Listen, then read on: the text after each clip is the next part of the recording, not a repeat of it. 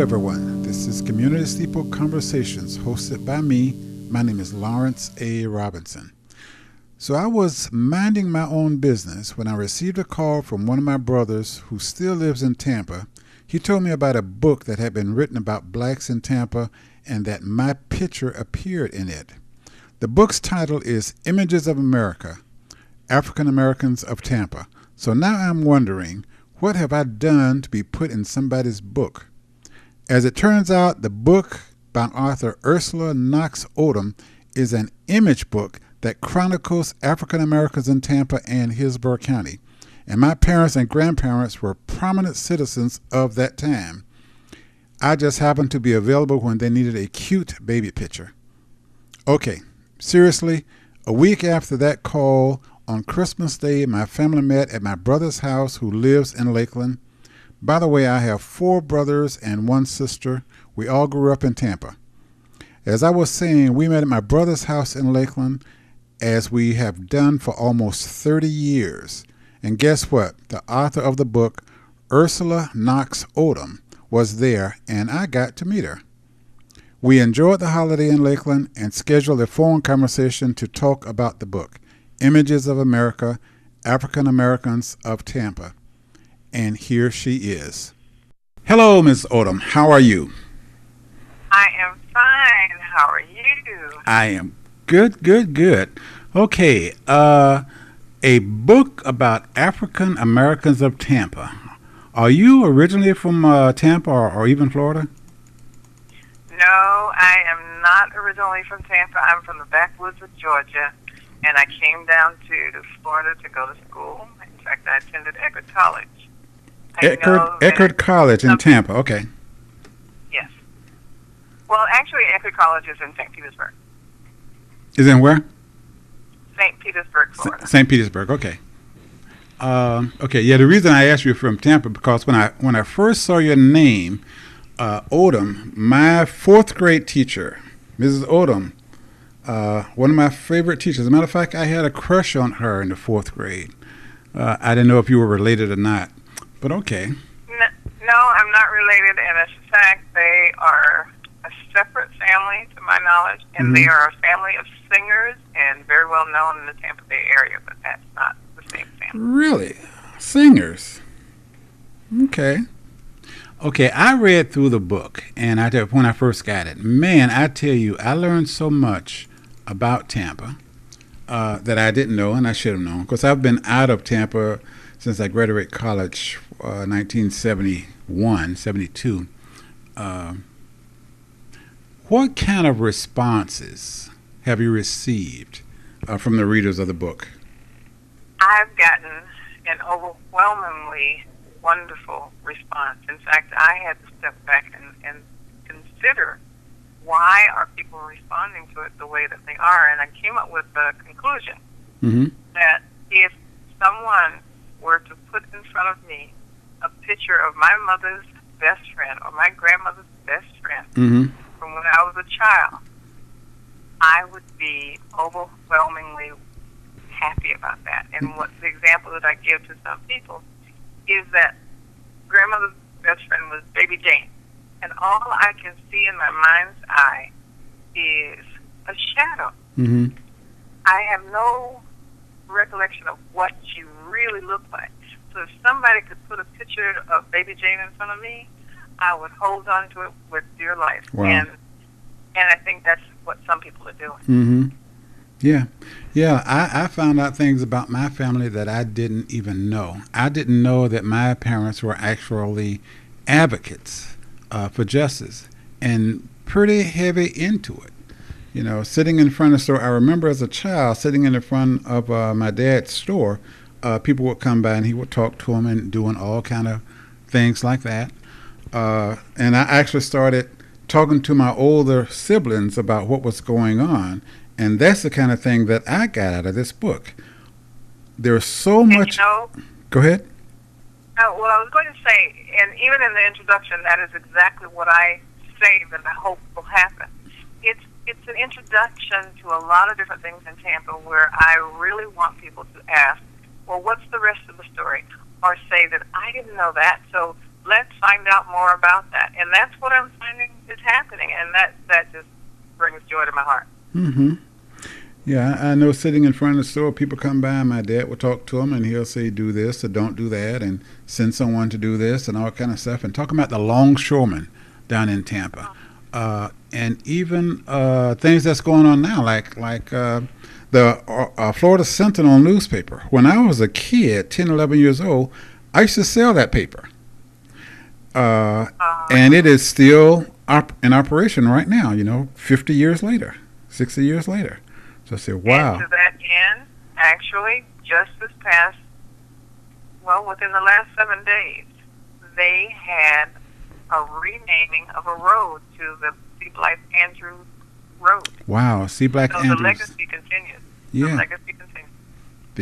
The owner of the paper, absolutely. I remember my dad, my mom talking to him all the time. Say, wow, that is unbelievable.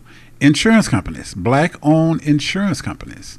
It wasn't a big thing growing up for me, for all that to be around, because we had the Black Wall Street in Tampa, just like they had in Tulsa, and all that was going on. And it wasn't until I looked through the book and realized that when they built Interstate 4, it's when they tore all that up. They really disrupted the black financial community by doing that. So I'm sure you're aware of all this history that needs to be told. Yes. And that's what I'm excited about. In fact, I was writing something that I'm going to publish on my blog, and what I said is that after having written the book about the history of Tampa, it's almost like buying a new car.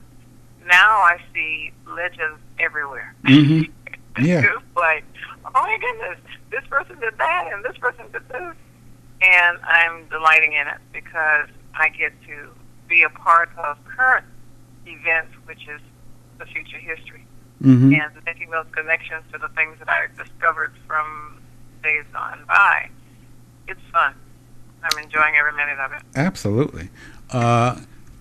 The other thing I'm looking at is the correlation between what went on in Tampa when I was growing up and the same thing happening here that happened here in Orlando, the gentrification. Because this book is about black history and the blacks who actually molded and carved out a place for themselves and how that happened. And now it looks like a lot of that is being disrupted because once we start building things again, here in Orlando, they're starting to take from us again, the way they did when they built Interstate 4 and disrupted everything in Tampa. So I'm assuming all that's going on all over. Or have you heard anything like that? Well, that seems to be, it's the truth around the country for, I would say, two reasons. Mm-hmm. One, because the land, when taken, is being taken for highest and best use. Mm-hmm. Because it tends not to be valued as expensively as other parts of the the city or the country or whatever. Mm-hmm. And so it's easier to go buy up that land and turn it into these multi-mega types of buildings or whatever is being replaced. So that economically is the best way to do it. But it's the path of least resistance, too, because we economically can't fight it as well. Exactly. And just like, they're talking about lives matter now, our history matters, too. Right, exactly. Just so happens for the last 2 years, we knew that they were rebuilding in Tampa in the areas where we actually grew up. And they tore down the house that we grew up in, my family grew up in, was torn down, I don't know, about 10 years ago, maybe even longer. But every year we would go down and stand on the spot where it was. Yeah, in the last 2 years, all the houses in the area, the 2 or 3 blocks, have been completely torn down except one or two. And last year when we went there, one of the neighbors that we grew up with happened to be there, and we talked about all the old days, and then he told us about what they were building there, and it's absolutely completely changed. But it's unbelievable that it's so different. The whole community has been disrupted. It went from a residential area to a zone for business, and then back to residential, and now they're building apartments and all that kind of stuff there. And it's just, I don't know. What you just said is something that is an example of the kinds of things that I think needs to be shared. I've done one small part of it, but you're explaining that you go back and stand on the spot. That causes me to pause, because I think that's something that we need to do as a people more often. Just respect that there has been someone that came before us that got us to where we are. Their DNA is within us. Their drive to survive is within us. To achieve and excel is within us. And it starts with something that took place at a certain spot, a certain place on this earth. And when you go back to that place, you can tell those stories and pass them on. Right. Because when we're disconnected from why we should be proud of who we are, then maybe we won't be as proud of who we are. Excellent. Well, I tell you what, I am going to. Well, let me ask you this: are you planning to write any more books of this nature about other areas? Excellent. I have a couple of things coming out relatively soon. The biography or the memoir of the first African American woman, black woman, chairman of the school board. Her information is coming out soon, and I've just enjoyed gathering her story and writing it. Then there's a civil rights activist whose story I'm writing as well. And since this book came out, everybody's talking about volume 2. Exactly. People are volunteering information now that I couldn't pull from them, like with nothing. Right. I couldn't get it from them before because they didn't take me seriously, but now they do. Yeah. Well, there are some things in this book. There are some things that are not in this book that I think that should be there. And so I'm going to volunteer a whole lot of information. Oh, good. Yeah, there are some, and I got some old pictures of some things that's going on. I hope that's interesting to other people. But yes, absolutely, I would love to see this same kind of a thing done here in Orlando. If you find some time, because we need to know this history. It really does bring out a lot in you. The first time I looked, I received the book from my brother. I started looking through it, and I just couldn't put it down. So I spent that whole rest of the night just going through it, and there's so much information, so many pictures in there that I remember, from 50 years ago. And a lot of times my parents were talking about different things, and I didn't pay much attention to it. But when I saw it in this book, I said, wow, that's what was going on then. It's unbelievable. Very emotional. Very emotional. That is what I love. Yeah.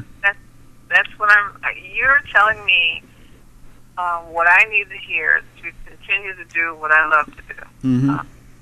You asked me if I was from Tampa, and I had to tell you no. But when I responded to that, at one of the first signings, I said to the audience, I said, no, I'm not from Tampa, but what that means is I don't take you for granted. I absolutely celebrate what you all have done, and I am now a part of that.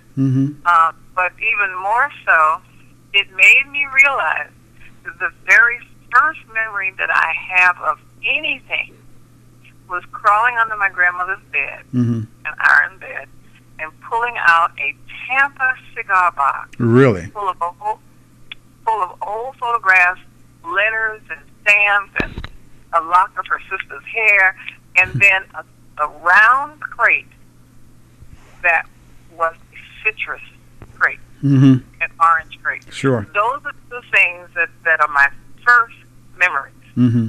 So from the time I can remember anything until now, it's been consistent. I love old photographs. Mm-hmm. I love old stories. And it just, this is who I am. Wow. Wow. Done. Well, I tell you what, I might just get the ball rolling here in Orlando for you. You know, Ooh. I might put it out there to, you know, get all your pictures together, write a paragraph about each picture, and let's go from there, because this is absolutely amazing to me. Okay. Wow. Well, I really, really want to thank you for allowing me to talk to you like this.